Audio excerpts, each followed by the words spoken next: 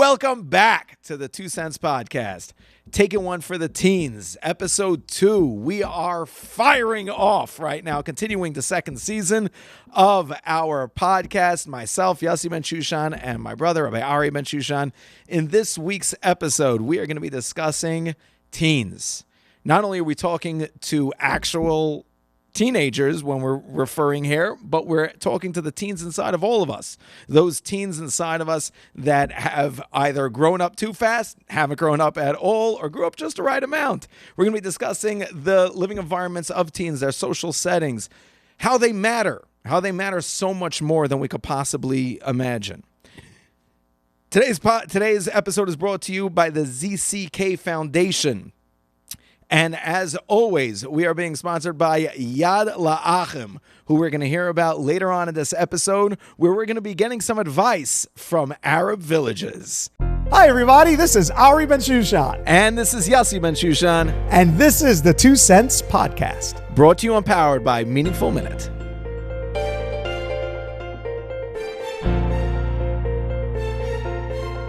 Hey, everybody. All right. So that's about welcome back. No, you got it. Welcome back, everybody. I'm not going to say anything.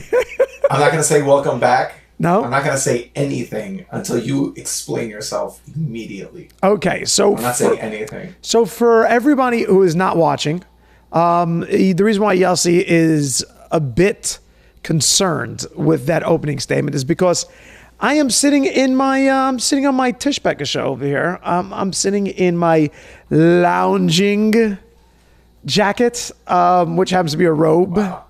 And I'm sitting in my robe, and I have a cup of hot tea because we're about to have a conversation. How many props do you have right now? How many props do you need? So I have a bag. I have an Acme bag. Now, see, I have an Acme bag. We may have to pull a piano out of soon and an anvil. Or maybe draw a false entrance into a mountain that has railroad tracks for a train. You don't know what may have to happen today. Neither do I. So I came fully ready, fully loaded. Prepared. All right, fully prepared. So the reason why I am wearing said is because I feel like I'm about to have a conversation with a teenager. And I don't mean you, Yossi. I mean that our conversation today is one in which we're going to be talking to teens. And so therefore, I felt as if I have to daddy it up. You know, I'm going to have to grandfather it up. And so therefore, this is my grandfathering it up inside my robe with my herbal tea. Some people pronounce the letter H in that word. They should know that the H doesn't feel bad. Herbal. People don't think that the H feels bad because you didn't pronounce it. It's herbal. That's all there is to it. Right. I'm not going herbal. So Are you done? When I said I wasn't going to speak, I didn't mean that you were going to have to soliloquy the whole thing. No, that's it. Welcome back, everybody. Oh, Welcome back. There he is. This is the 2 Cents Podcast. That we were on. And we are the 2 Cents Yidden. My name is Ari Bensoussan. This is Yossi Bensoussan, and welcome back That's to it, the 2 Cents Podcast, guys. Okay. That was it. You just ended the episode, by the way. I just thought, I don't know. Sometimes we do it in the beginning and sometimes we do it at the end. So that's just the way. You got to wear your robe. You got to use your fancy tea mug. And now you wanted to end the episode. You were ready to kick your feet up. I'm so proud of this tea mug, Yossi. Look, you can hold it. Okay, so here we go. Welcome back to the 2 Cents Podcast. This week, we are going to be discussing... what did we call it? It's one for the teens. Taking one for the right? teens. Taking one for the teens. Now, the funny part about that was that it was my title. Yeah, taking one for the teens. I remember. Now we're going to start off saying this doesn't just have to do with teenagers. This one will not be one that is specific to teenagers. Yeah, I will be talking about different ideas, but we're using the concept of teenagers just as the platform to really spring off of, to be able to talk about a lot of other things that Yossi and I really wanted to cover and wanted to discuss. So let's jump right into it. Discussing. I think our titles are like goals. Like we should start calling them. Our goal of this one is talking about teens because we're not very good at reaching our goals. Well, no, we're going to get there. We get very off topic. But we're going to try. My point is that whether you're a teen or not, there's always going to be, no matter what the title is, there's always going to be something, if it's too specific for you, there's always going to be something for you anyway, for someone anyway. You know, Yeah, I mean, everybody knows we can't keep to a script if there was one. So now, let's see. Yes, what do we want to tell teenagers today? What is it that we want to really connect with them? So I'm not saying that I'm the professional here, Yossi, but I kind of just got a new job. Go ahead. And I've been teaching high school now for about a week and a half. So 20 minutes. So I feel that with all of that knowledge, It's a new job. all of that no, so it's not a new job. I mean, I've been teaching Another job. Yeah, no, yeah, yeah. But I'm saying it's another job. You're still doing Chazak. I'm still with Chazak, Baruch Hashem, still having another shir, another event every single night. Still, Baruch Hashem, reaching out to the Sephardic community here in Los Angeles. I just, Baruch Hashem, have made a connection with an incredible high school over here that for a while we were trying to make it work, but now they have a 12th grade class. Baruch Hashem, they've gotten bigger and they need another 12th grade Rebbe. And so I have that zechut. So it's something that really jumped at and something that I really love. Yes? No, we're really like the flip sides of each other right now. Where your main, I'm saying, correct me if I'm wrong here, but your main thing is Chazak, and then you have like 12th grade Rebbe, and you have. So by me, the main thing is yeshiva. I was 12th grade Rebbe. I was going to keep saying 12th grade. 12th grade Rebbe. No, 9th grade Rebbe. I get the motive. 12th grade Rebbe, and all the other things, the speaking and all that is my parparis. That's the other side thing. That's the other stuff. Your Iker and Tuffle, our Iker and Tuffles this year, I just realized that became flipped. It's interesting. Yeah, interesting. Little trivia. Yeah, that is quite interesting. You know, when we test everybody later, this is something that they're going to need to remember. So interestingly enough, so I started to teach, and yes, I knew it would happen, and it did. I came home after my first day with the biggest smile on my face, beaming from ear to ear. Yeah. And my wife is up. There it is. She said, there it is. That's the face. The face of being able to teach. Yes, I stood up in front of each of my classes. I teach Gemara, Chumash, Jewish thought, a couple of different things, halacha, a few different classes there. And before the first day of each class, I stood up and I said to everybody, thank you. Thank you. Thank you. Thank you for being here. Thank you for coming to yeshiva. So cool. I am so in your debt because I need to teach. I'm like, this is my life. Yeah, I have a wife and kids, I'm sure, someplace, and that's nice, but I love teaching. Like that's just my whole existence. It's my whole drive. And so when people a lot of times ask, I'm not sure about you, but ask me about certain things of how do you give a class, or how do you teach, or how do you connect with teenagers? I don't know how to train somebody else in. I don't know how to give them ins and outs or to give them ideas and how to go about doing it. It's just, I think it's a natural born thing, at least in our family, that we just feel a connection, that we just feel a spark, we just feel a joy with it. So it is with a lot of reverence that I come to this one, saying that I feel that from the Shemayim aspect, Hashem gave me a talent and you a talent, I think, in connection to teens in order to teach it. And so therefore, if there's anything that we've picked up, look, you have to understand that between Yossi and I, there are a lot of years over here. Before this in Camp Sha'arim, yes. I mean, we used to teach about 80 or 90 staff members at once for 2 months straight, and nobody would move. Do you know how hard it is to teach 80 or 90 staff members and nobody would move for those 45 minutes? And it was a connection. And we're still connected to a lot of those guys to this day. I don't know how many teenagers can say that they're still connected with the person who taught them. To their learning Rebbe, to their staff learning Rebbe. To the staff learning Rebbe in Brooklyn inside the thing. So this is something that we are coming with, I'm not just saying we're coming with many, many years of experience. I was kidding before about those few weeks, coming with many, many years of experience, but we're coming with our heart. This really means a lot to us. Get ready. Put on a counter for a big name drop brag. Okay. It's about to come. It's about to hit the. It's about to drop. I was on the phone. I was on a call with Rabbi Pesach Krohn the other day. It's not a big deal. It was just him and I talking about some stuff. We were just talking about some stuff. Old friends. His words, not mine. Yes. So wait. Before you said it, the picture I have in my mind is an angel holding a phone for Rabbi Pesach Krohn. You know what I mean? Just like serving him like Adam got served in Gan Eden, because he himself is just the greatest. So what do you say? The funniest thing the funniest thing about him actually in reality is that he is such an you speak to him, he's the most down to earth person ever. So anyway, so we were talking, and he described speaking in this incredible way, or the high from educating, really, in this incredible way. Is like, if a person has never done it, he goes, imagine you're sitting there and you connect with another person. You're sitting there and you connect with another person, or you give another person an idea, or you give another, I'm paraphrasing here, but you give another person an idea, you give another person something they've never heard before, they've never understood before, and or something they do know and now they understand it on a deeper level.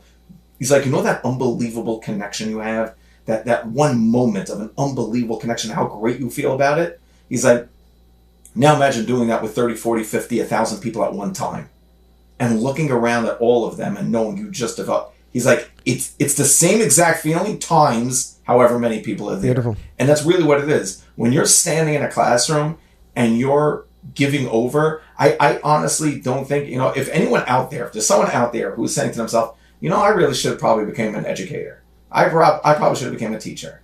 I'm telling you, you should thank your lucky stars you never became a teacher. Because if you can say the words, I should have became a teacher, you're not a teacher. You're not an educator. It's not what you are. It's not good or bad. That's not what I'm saying. I'm just saying that if you were able to not do it, if you were able to not be that, you're not it. Teachers have no, educators have no, Rebbeim have no other option. There's no free will over here. And I've seen Rebbeim or teachers try to do a different job, and you see a human being, you see a fish out of water. You literally see a fish out of water. It's like when Reb Duvi tried to do real estate for 10 minutes. Right, remember that? Like in Shemayim, it was in 2000. They were it just was in 2008. Yeah, like in Shemayim, they were just like, well, I guess we have to knock down all those buildings, just to make them go back to teach. It was in 2008, and he caused the whole downfall. He caused the entire market. He was in for 20 minutes. The whole thing crashed, and he's like, "Nah, I'm gonna go back to learning." Yeah. It was not in 2008. Let's jump in. Hey guys, I hope you're loving these episodes. I hope you're loving the podcast. Thank you so much for all your feedback. Thank you so much for everything that you guys are doing for us to be able to keep going. If you love these episodes, if you love the podcast, please download the Meaningful Minute app. It has so much bonus material, so many behind the scenes, so much added material. All these awesome things that they added to the podcast and the podcast page on the Meaningful Minute app. So go to any app store, your app store, the Play Store, or any of the other stores that you download an app from. Get the Meaningful Minute app. Hope to see you guys over there. So let's get into our passion. Number one, when it comes to the teenage life, I do want to talk first about the fact that the teenage years are a very interesting time in which you begin to rebel. And I don't mean in a bad way. I don't mean to say, oh, you're rebelling. No, that's not it. But when your Yetzer Tov kicks in, and that's at the age of 13, right? We know from Chavot Levavot that the Yetzer Hara had a 13-year head start. And then the 13th year, your Yetzer Tov starts to kick in. It demands to say, who am I? The Yetzer Tov just wants to know who I am. Who am I for real? So you start to pick out your own clothing. You start to pick your own music. You start to want to have your own opinion. So I want to say, well, but what do I want? What's my idea of something? That starts to kick in. So it's not rebelling. It's just simply trying to find you. And a lot of times, yes? It's funny. Yeah, go ahead. No, it's funny you say that, because I was like, I disagree. I don't think it's rebellion. I think it's thinking for themselves. Right. It seems like rebellion, because as opposed to just, if you were typing onto a computer, if you were typing commands into a computer, and it's a computer, so it's always going to do, or you ask Siri something on your iPhone, and one time she's just like, I'm not in the mood today. You'd be like, this iPhone's rebelling against me. Right. But she's not. She's just thinking for herself right then. We're so used to the kid as a certain thing, and when he starts to think for himself, and no one informed anyone, right? There was no letter from Hogwarts that came to the house that was like, this child is now thinking for himself. Hear ye, hear ye. It never happened. It just happens one day that like everyone's around is like, Chaim, go get the photo. It's like, no. And everyone's like, oh. Like everything stops and they're like, oh, he's had no moment. Like it's a big, we make this big, but it's not. It's just them thinking for themselves. Yep. So because of that, this is something where a kid now starts to take on this new value. And yeah, I called it rebelling. Yossi said it exactly, because it seems like the kid may be going against other things, but I just want to, and that's why I used the word rebellion. I want to let parents know he's not rebellion. He's not going against you. He's just trying to see where his voice comes from, like just what it sounds like. He's trying to try on different opinions and see what it feels like. And sometimes, unfortunately, the kid will be told no. See, the kid will go to school and they're told, well, you have to go to First Seder, yeah, but you have to be by Shachos, but you have to daven, but you have to sit there, but you have to come home. And the kid was like, when I was in elementary school, that felt one way.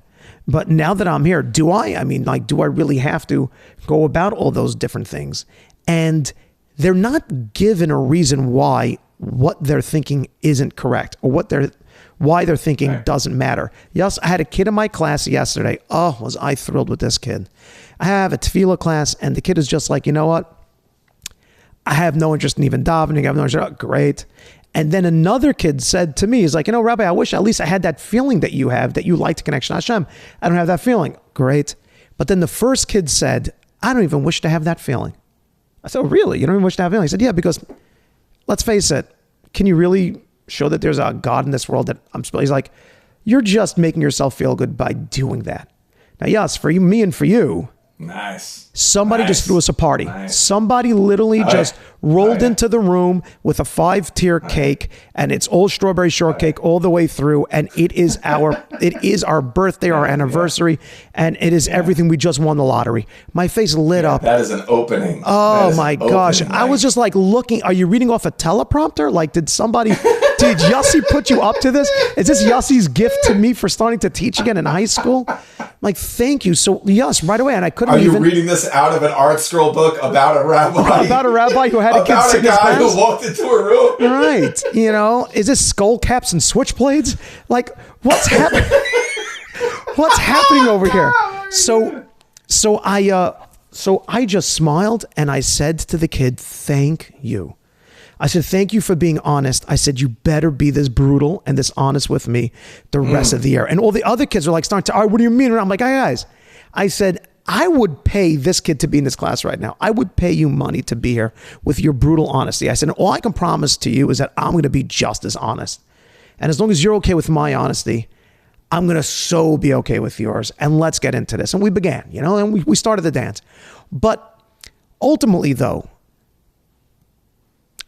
I don't want a kid like that to just be told, yeah, well, you didn't think it through. Yeah, well, I'm big, you're small. Yeah, well, of course it's Hashem, and you just don't know what you think, that the Rambam is dumb enough to you think Rav Moshe Feinstein. All those answers are telling kids that what you're thinking about doesn't matter, and what you're thinking about doesn't have it. So number one, and teens, you matter. Go ahead, yes. I just want to get that point. Go ahead. Like I want the words to come out of my mouth. You matter. Your opinion matters, and this is the time where you're beginning to build your foundation of life. Right.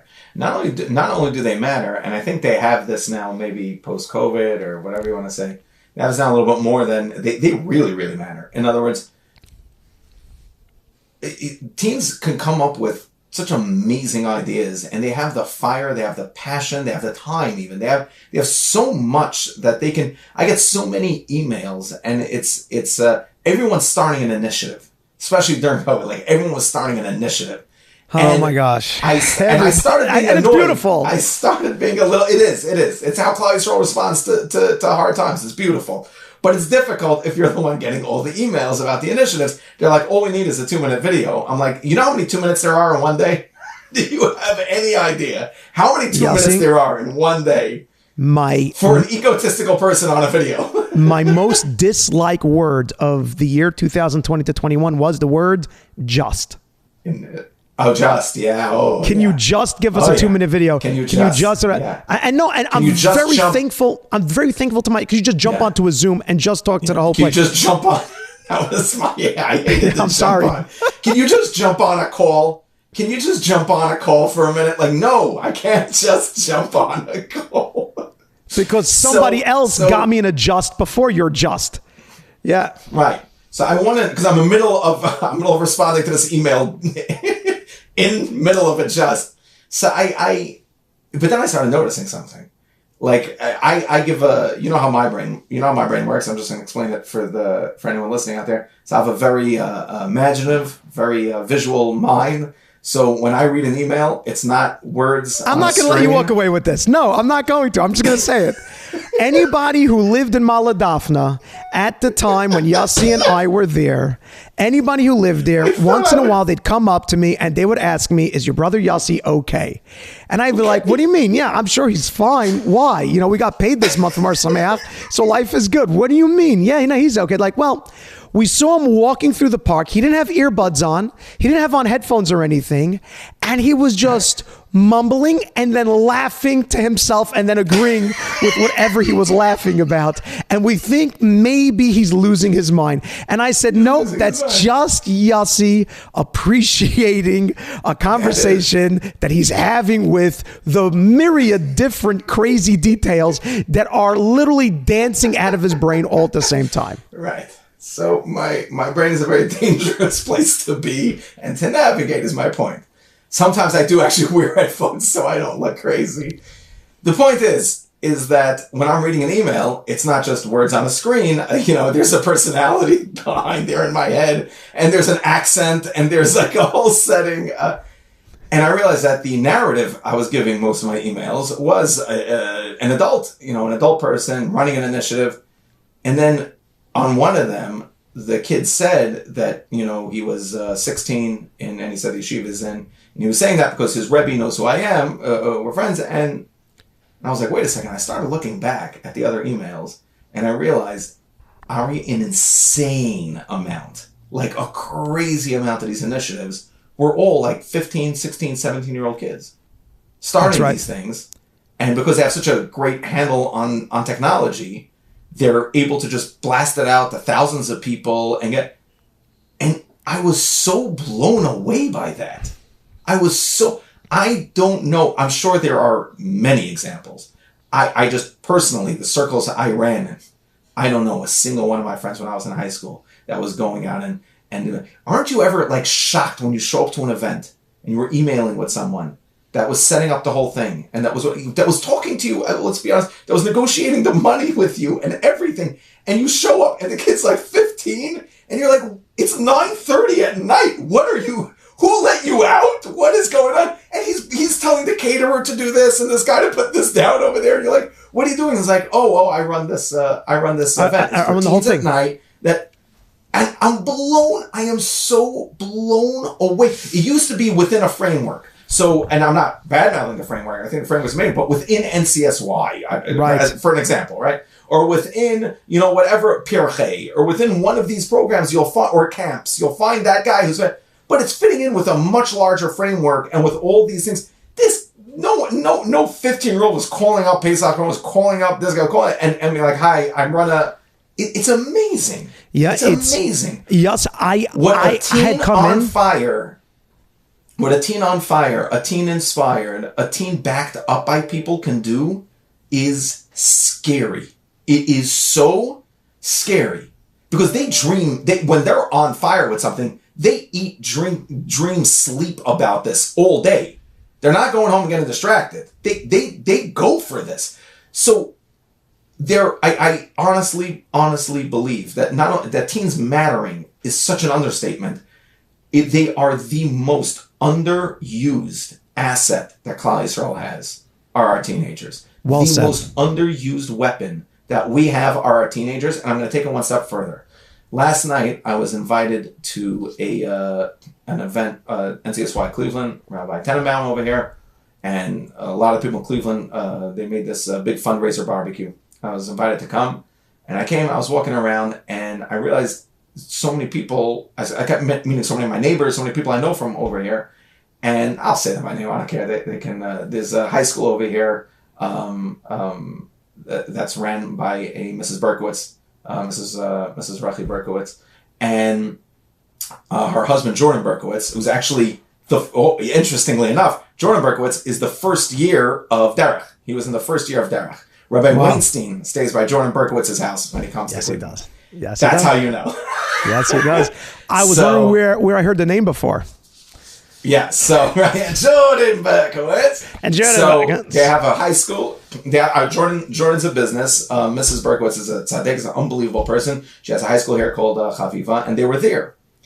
And I was like, oh, it's so nice of you guys to come. I'm like, but the Chaviva girls are not exactly NCSY girls. Like, they're not going, I don't know that they... And they're like, no. Now, I knew this already. I didn't put two and two together. Because I was with them on a Shabbaton also. They're like, no. They're like, we're NCSYers. I'm like, what are you talking about? They're like, we're NCSYers. We both went to NCSY as teenagers, and they're massive pillars in our community. Jordan's on the board of my yeshiva. They're massive pillars in the community, but the amazing part to me is they are raising such a solid, frum family in such a solid, frum way. These aren't people who became, who came on, and I'm not saying anything against it. It's just that there are so many struggles to it, who came on much later on in life or at a later date that infusing themselves into a frum community after that is so difficult and has so many challenges. When it's done as a teenager, it's fluid. It's so much more fluid. When people make changes as a teenager, when people make decisions as a teenager, that decision, that idea becomes so much more fluid for them later. It's such an important and underappreciated part of life that they're just sort of, everyone's always waiting for them to be finished. When they're 20, when they're 21, it's so underused and it's so important. Not only for the kids to know that they're important, but for the parents and the Rebbeim and the schools and everybody, the communities to know how important these kids are. Yep. Ari, actually, I want to stop right there because we have got to talk about something right now. If we're talking about teens, if we're on the teens episode, we have got to mention our sponsor right now. Not only our sponsor, but our very good friend right now. We have Yad Lachem on the line. We have Reb Nassan Gans, who is always awesome to talk to. I literally is one of the highlights of the episode for me is when we get to bring on Reb Nassan Gans from Yad Lachem to tell us, because every time we speak to him, he blows my mind with something new. I don't know what it is. I thought I knew it all already. And then Reb Nassan comes on and he's like, I'm sorry. He's like removing the kfiyah from his head. And he's like, I just came out of an Arab village. Just give me a minute. Reb Nassan Gans, welcome to the podcast. Thank you so much for that introduction. My kafir is on the side. No, chas v'shalom, I'm kidding. But it's a real cover to be here. And, you mentioned earlier about chinuch in the Arab villages. So what can you learn from there? So I've always said this to people, that one of the common denominators, unfortunately, that people have and the women that end up trapped in Arab villages, they're lacking something in their house.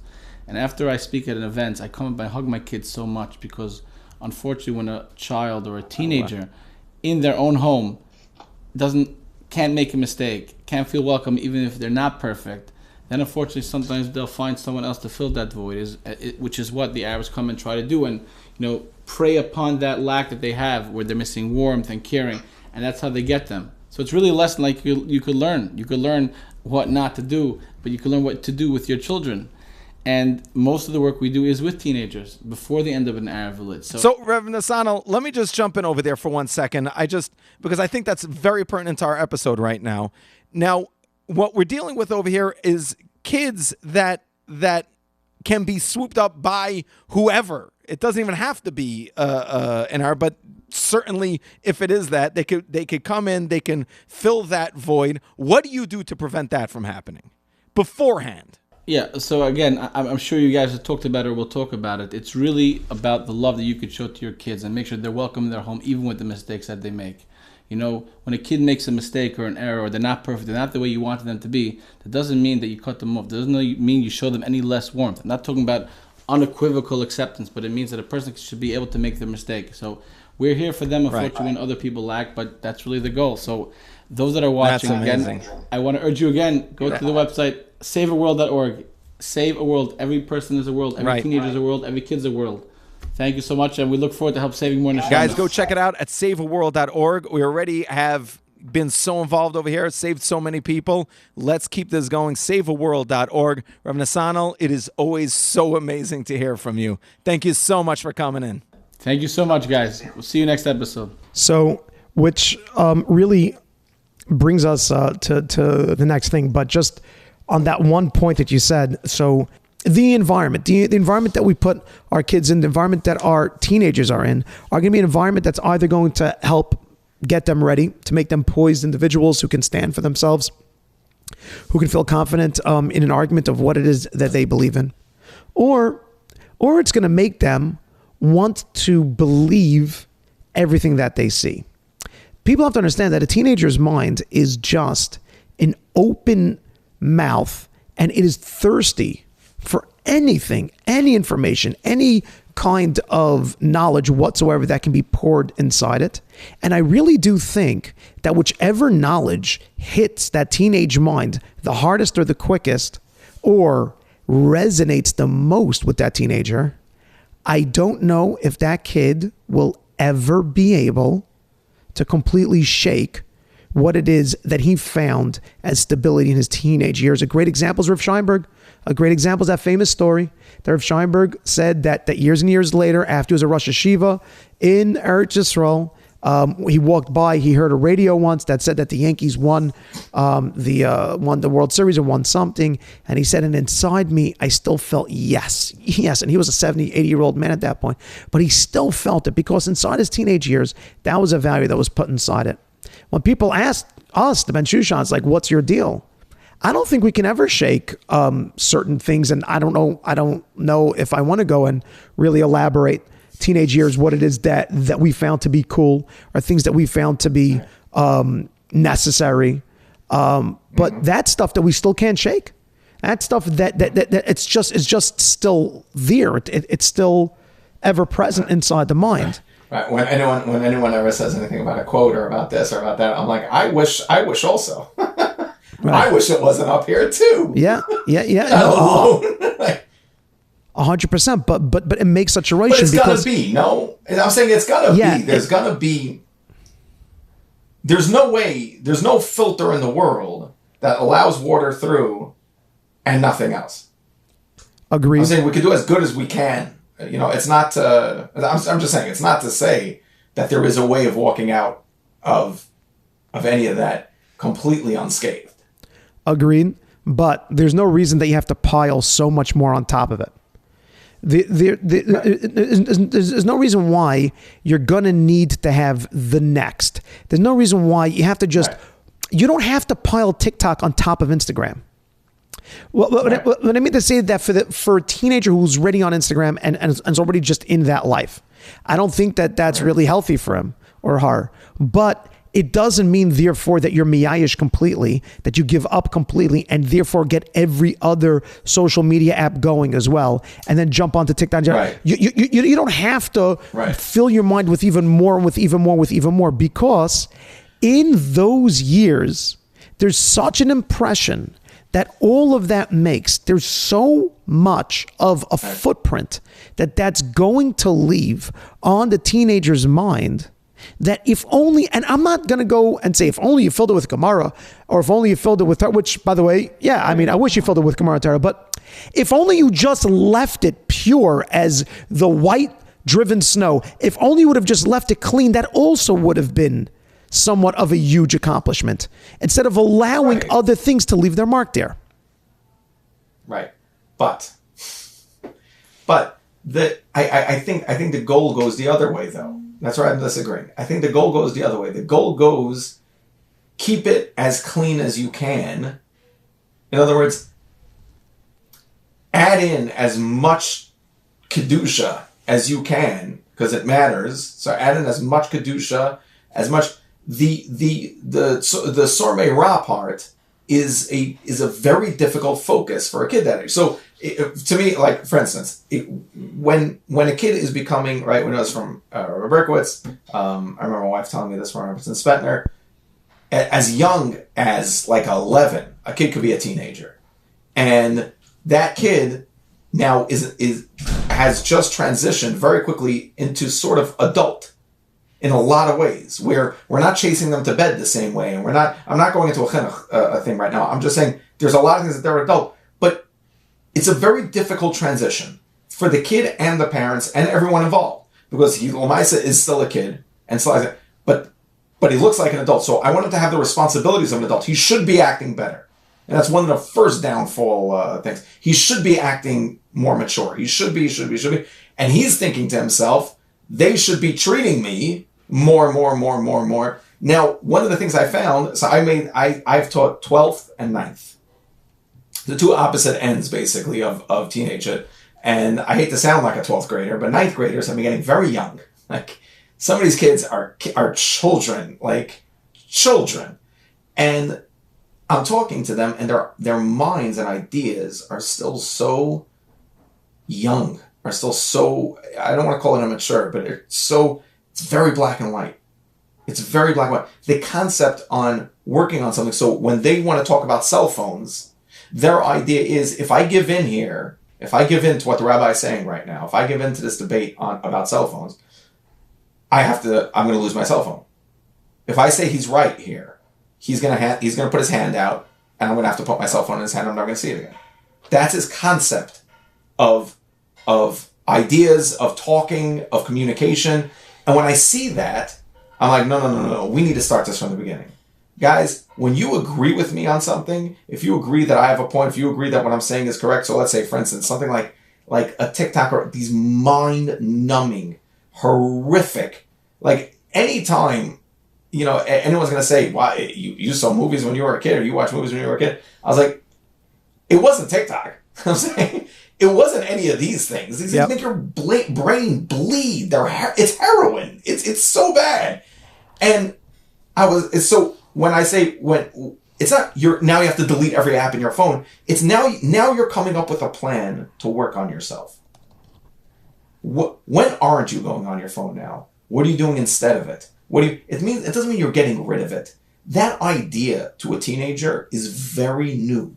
The concept of a person working on themselves. And unfortunately, we take on that idea. I've seen people take on that idea in life way too late. Like married in their 30s, and they're like, oh, wait. So you're saying I'm not supposed to be perfect. I'm supposed to be working on myself. And the difference over here is that when people think that they're supposed to be perfect, they know immediately they can't do that. So they just adopt the idea of pretending to be. And this is where all this shame and competition and all these, keeping up with the Joneses, this is where all these things come from, is just our need to pretend to be perfect because we believe that it's all black and white. It's only perfect and not perfect. One of the main things teenagers need to start understanding, and the parents of teenagers for sure need to start understanding, is that people are a work in progress. Parents keep on trying, me as a parent, I always try to figure out the personality of my child. Figure out the personality, and now you know what you're going to be expecting. First of all, you might be tying the kid with something horrible for the rest of his life that you keep, promoting is his and it's not. But aside from that, it's not black and white like that. It's not. We don't need that security and that assurance. It's not black and white like that. You need to work on yourself. You need to. So as far as their social environment that they're going to be in, nothing is good or bad. You just need to look around and say, what do I need to work on? Where do I need to get to? And obviously this applies for adults also. It's not specifically teenagers, Yossi, but it's an idea they start learning as a teenager. Yossi, I agree, but I'm just trying. See, when you say work on, so then a lot of time the kid already has the problem. Where if there was any way to circumvent and not even have it initially, without a question, obviously, to not allow for that. So I'm just saying, yes, Azriel told me that a lot of kids in his class listened to this last year, and that was 7th grade. So in the teenage, I guess you can call it episode that we're having over here, I wanted to talk to the vast majority of people listening. So yeah, we're speaking to teenagers. Yeah, you just spoke to adults. I'm just trying to talk to the ones coming into the teenage years. And I'm just trying to say to them that, there's going to be a lot you're going to have to work on. And there's going to be a lot of things that are going to be demanding your mind and a lot you're going to want to fill your mind with. But if there's a way to keep it to just a minimum, if there's a way, or just to even not allow for it to have to come through, it's pretty cool that in Azriel's a travel camp he had. It wasn't even so, it was a day camp, but they went for 3 weeks out of the 6-7 weeks. They went on like a week-long road trip. So like, they really did travel around a lot. And it was cool to have a flip phone. And it was cool to have like the old Canon Elf, phones or whatever. And there were 80 or 90 kids over here, and we live in LA. So I'm just saying, like, if there's a place that you would think, there's so much physicality, but if a kid is in that kind of a spectrum, if a kid is within that kind of a hashkafa, and now the kid is going off into 8th grade and then 9th grade and then 10th grade and 11th grade, and now the kid is coming to a point where he's wondering, is the flip phone nerdy? Is the flip phone holding me back from a fun time or from a world that I want to explore? And he's about to now, we explain, not rebellion, but he's about to now go and try to find himself. Just be very careful inside those waters that you tread, because all you're going to be seeing is everybody else's take on life that doesn't have to be yours. And all you're going to be doing is trying on everybody else's life for size, trying on whatever shoes, whatever it is that they're wearing. I don't mean shoes physically. I mean the concept of what it is that they're doing at the time, to see if their language fits with mine. I had a kid recently who just said to me, what's wrong with cursing inside music, like music that has cursing inside it? So, yeah, we had that talk, and this is not the forum to go through it. But I would kind of wish, if he didn't listen to hours and hours and hours of it, to have become numbed by it enough that now the question began. So I'm just saying that having an initial thought of your own, having this original idea that's going to be you, having that is something that you have to be careful what else is coming into your mind. What else is coming to affect you? Whose opinion are you really expressing if you are really just a culmination of so many other people's opinions that you've heard, either on TikTok or being hit from Instagram? And by the way, God bless Nachi Gordon, that Meaningful Minute has an app that allows for so many Jewish teenagers to be affected at least by hashkafas of people who are more in the line of what it is that Hashem wants you to see inside this world. Right. We're trying to go tit for tat. We're trying to go into battle. We're trying to go, and yeah, it's an upward battle, but it's something. So I'm just trying to tell kids who are getting into other things, be careful. That's all. Tread very carefully. All right. Actually, we're going to stop right there for 1 second. Ari, there's something we have got to mention right now. I'm super excited about this because I have this issue where anytime I do get involved in a raffle, I think I'm going to win.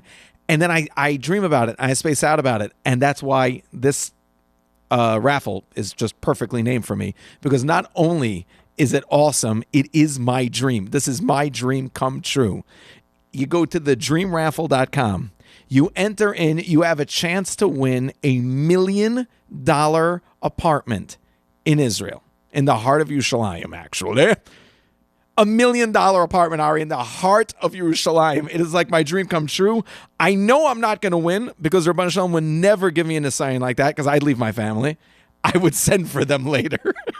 I would just be out and send for them later if they called my name on this. TheDreamRaffle.com, they're unbelievable. The money is going to be going to helping organizations like the Am Yisrael Chai Foundation, who helps out farmers for Shemitah, something very close to my heart, Teens at Risk, and many, many other things. It's an unbelievable, unbelievable organization. You can go over to TheDreamRaffle.com, and here's the crazy part. Ladies and gentlemen, we have a promo code. We have a promo code. If you put in 2 cents, TWOCENTS. Okay, no one's going to correct me. I think that's how you spell it. TWOCENTS. If you put in the promo code 2 cents, you are going to not only get 10% off of your raffle ticket, you're going to get a boigay or a BOGO. If you've been to Beis Yaakov, you're going to get a BOGO, which is the buy one, get one free. You get $10 off and you get a BOGO. Buy one ticket and you get one free. Right now, thedreamraffle.com. You're going to be helping out the Am Yisrael Chai Foundation. They're going to be helping out farmers for Shemitah, Teens at Risk. It's all awesome. It's all amazing. And you're going to be entered to win a chance, twice to win a chance, to get your dream apartment in Yerushalayim. $1 million apartment in Yerushalayim. You got to get out there and do it, guys. TheDreamRaffle.com. Honestly, Ari, and by the way, you're going to be even more honest than me about this because I've heard you be. But let's be honest. If we were 12 years old right now, taking into account everything, and even update our parents to be modern day parents, and with their personalities as mine, if we were 12 years old right now, I'm telling you right now, we wouldn't listen. My future would be no, but it's more than that. It's that the access, the everything. If Hashem Atzil, if I was a teenager or 12-year-old today, yes, holy Moshe it would be the worst thing on planet Earth. I'm saying take into account what we did have growing up, what we were able to access, and we were able to, and just update it to now, what we would be able to access, and what would be. Honestly, I don't think I have no idea who I would be right now as an adult. Then after that, I'm saying, I'm petrifying. telling you right now. I know one thing. I would not be a good person. I'm not saying I'm a good person now, but whatever this is, it would be infinitely worse. I would not be recognizable. Yossi, I don't know if I would have made it. I don't know. I bet. If I'm reaching into like the deepest, most honest part of myself, I don't know if I would have had the brain to think about what I needed to think about to get to the other side. How strong are kids today? That's what I'm trying to say. Right. That's what I'm trying to say. That's why there was no 15-year-old when I was a kid setting up a share.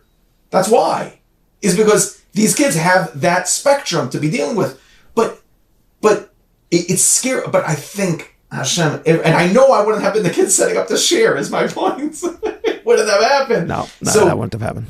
I thank Hashem every single day that I didn't have a phone until I was engaged. Like it's amazing that it would have been horrible. I mean, horrible. If you're at that age, or you have a kid that's that age, and you've done all your we did a chinuch thing. But you've done all your proper yeses, and you're giving him everything that he needs, and you get him a Segway. I don't care. I don't care if a Segway costs $600.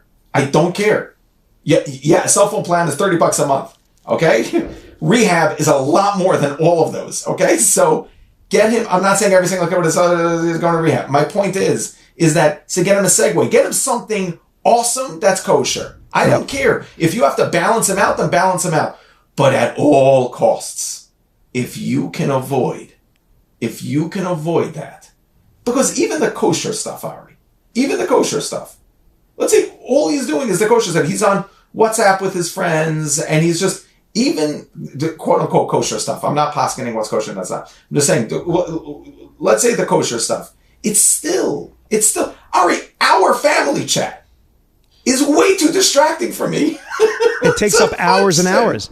Yeah. Well, I mean, our family chat is a little bit, but yes, we only have like a minute or so left. Yeah. So I just want to tell the teenage kids out there, and today's flew by. I mean, there's so many notes here that I have of things that I wanted to go through, but I guess just to hand off for this one today, and just to say that what we've covered is to say that Hashem knows what He's doing. Hashem runs the world. And Hashem, I think, has taken a good hard look at what the Yetzer Hara has been producing, at what the Yetzer Hara has been offering, at what the Yetzer Hara is using as hooks. And Hashem said, in order for our children to be able to battle that, and like the Gemara tells us that, right? If it wasn't for Hashem helping us, so then that's it. We wouldn't be able to overcome the Yetzer Hara. I think Hashem has filled our teenagers in this generation with so much talent, with so much chutzpah, in a good way, I mean, and with so much more abilities, with such a stronger voice, and all they have to do in order to initiate all of the incredibleness that is the teenage life of today is just to find the confidence and to find the prayer. if they find the confidence within themselves and they find a tefillah on their lips asking God and saying to him, if you put me in this situation, if you put me inside this world today, at this age, inside this part of the country, it's because, Hashem, you must have given me, you must have equipped me with some kind of artillery, with some kind of energy, with some kind of fire that I'm not finding just yet. And please, Hashem, give me the strength to know myself, to have the confidence enough to be able to build a structure that I don't need all these other things in order for me to find me. I think that teenagers today have the right and have the responsibility to demand that of Hashem every single time that they daven. Yes, finish off. Right. That's beautiful. Yeah, so final thoughts. I always told my guys in Israel, I made myself a promise. I remember I was in high school. I was about to say, it doesn't matter where. I was in high school. And it's not where I went to high school. I'm saying it doesn't matter where I was when I did this, but I remember saying to myself, I don't want to forget what it was like to be a teenager. I don't want to forget that. I want to remember that. And the reason is that I always heard people saying, what are you worried, like to teenagers, what are you worried about? You got to pay rent? You have bills to pay? You have mouths to feed? What do you say angsty about? You have no idea how difficult it is to navigate as a teenager. You have no idea the social aspect, the loneliness aspect, the hormone aspect, the change aspect. I remember I was reading this book called The Teenage Brain. It's a fantastic book. When I say reading, I meant listening to the audio book. And it's a fantastic, fantastic book. And for any parent out there that wants to really, it's a great, great book. You don't need the whole book. You can get like the Cliff Notes on it, but still, it's really, really good. The Teenage Brain. And she was describing over there so many different facets of a teenager and how difficult, and we forget. It's like childbirth. We forget what it was like. As adults, we immediately forget. So number one, I would say as final thoughts, teenagers, life is awesome. And it gets even better later. Every adult is complaining, so many adults are complaining, I wish I was a teenager again. No, you don't. No, you don't. You're saying that as you get into your car that you get to pay for, going to your job that you chose to be in, earning your money that you get to keep. No, you don't. No, you absolutely do not. You do not want to go back there. Your life, every year you get older, your life gets more awesome if you face life properly. Be excited about it. Be excited about your day. Be excited about where you are right now. Don't wait for high school to be over. If you learn, I'm telling you, because something else comes up then. Everyone thinks their year in Israel. What? We worked in that year in Israel for 15 years. Everyone was walking around dandy? No. That's just the way it is. That's just the way it is. That's the way life is. Be happy in the moment right now. And to the other side, it's the same message. It's just different. To the other side of anyone who knows a teenager, be compassionate. They're not there to be your babysitter. They're not there to be your sous chef or anything. They're there because they exist and they matter. Treat them with respect. Beautiful. Guys, thank you so much for coming out. This is thank you so much for Bensoussan. listening. I am Ari Bensoussan, and this has been the 2 Cents Podcast. And this is the 2 Cents Podcast. Have a great day, everybody.